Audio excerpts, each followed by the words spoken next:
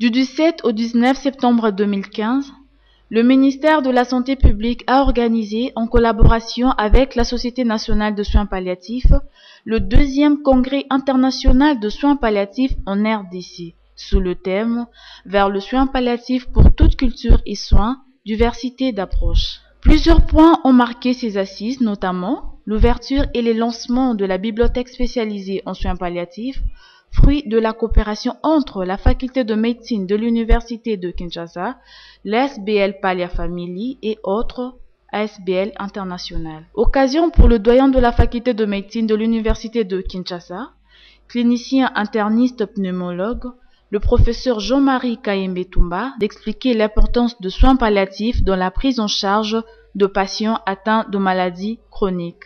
Si vous voulez, une des raisons en étant que les maladies infectieuses avaient fini de nous voir mourir très jeunes. On n'avait pas le temps de voir se développer le cancer, se développer la BPCO, se développer l'asthme, le diabète, l'hypertension, etc. Mais de plus en plus, les politiques de prévention sont relativement bonnes. La mortalité materno-infantile diminue un petit peu à cause des efforts de prévention de l'OMS, etc. Le VIH-Sida a les ARV qui font le sida est aujourd'hui une maladie chronique. Donc on peut vivre également longtemps avec cela.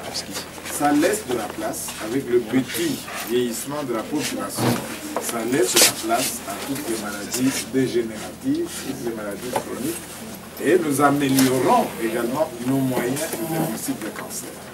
Mais il nous faut prendre en charge cette population qui, en moyenne, commence tout doucement à vieillir. Nous avons une transition épidémiologique en ce qui concerne les maladies. L'OMS nous l'a dit et c'est vrai, nous le vivons.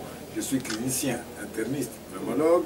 Nous vivons cette transition épidémiologique qui fait que les maladies chroniques sont en train de gagner le terrain chez nous. Dr Bernard Ouari, pionnier de l'Association française de soins palliatifs, président de la Fédération internationale de soins palliatifs francophones, de son côté, félicite l'équipe pour cette initiative avant d'apposer sa signature sur le livre d'or de la faculté de médecine. Et là, on est passé à une autre vitesse.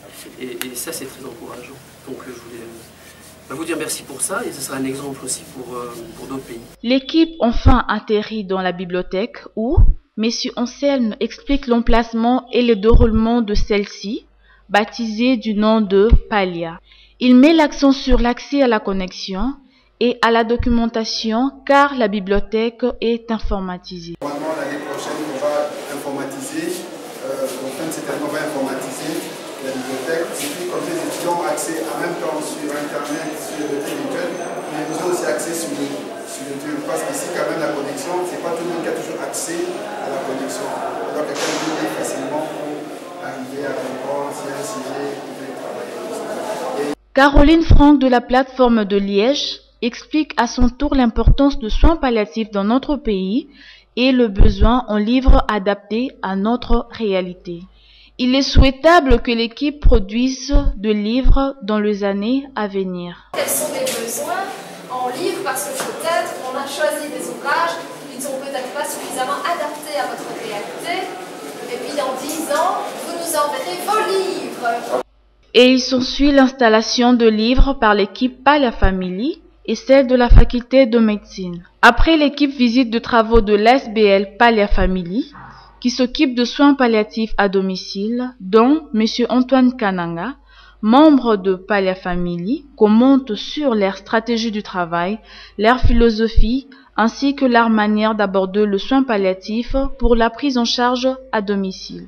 Après le succès du premier congrès organisé en avril 2013, l'ASBL Pallia Family, avec ses partenaires notamment la ville et la province d'Anvers, ASBL IAD, l'ambassade du Royaume de la Belgique, la plateforme Because Health, ont organisé le 2e congrès de soins palliatifs à Kinshasa, capitale de la République démocratique du Congo, du 17 au 19 septembre 2015. Au cours de ces congrès, nous avons noté la forte implication du ministère de la Santé publique, représenté par son Excellence Monsieur le Ministre Félix Kabange, qui a eu le privilège de se présenter devant l'Auguste Assemblée à l'ouverture de ce 2e congrès international en soins palliatifs en RDC. Je déclare ouvertes les assises du 2e congrès international sur les soins palliatifs en République démocratique du Congo et je vous remercie.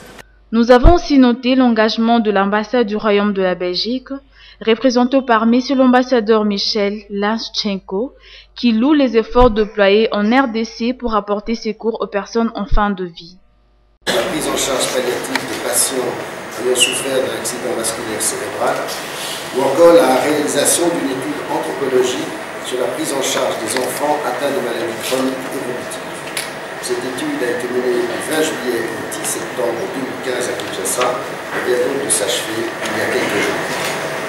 Tout ceci indique que notre pays est véritablement partenaire. Dr Bernard Ouari, pionnier de l'Association française en soins palliatifs, fait part de l'importance de la Fédération internationale de soins palliatifs francophones. Et donc de pilotage qui a permis de mettre en route, de travailler sur les statuts, etc.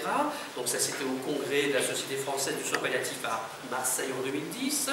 On s'est mis au travail, on a notre siège maintenant officiel qui est à Genève. Il est à signaler la participation de 600 professionnels de la santé débouchant de partout. Au terme de ce 2e congrès, il est né l'officialisation de l'Association nationale congolaise de soins palliatifs. Enfin, le soin palliatif s'est fait de manière constante au niveau national et continental, mais ils se doivent être rénovés selon l'évolution de la société et de possibilités financières de chaque traitant pour une meilleure prise en charge.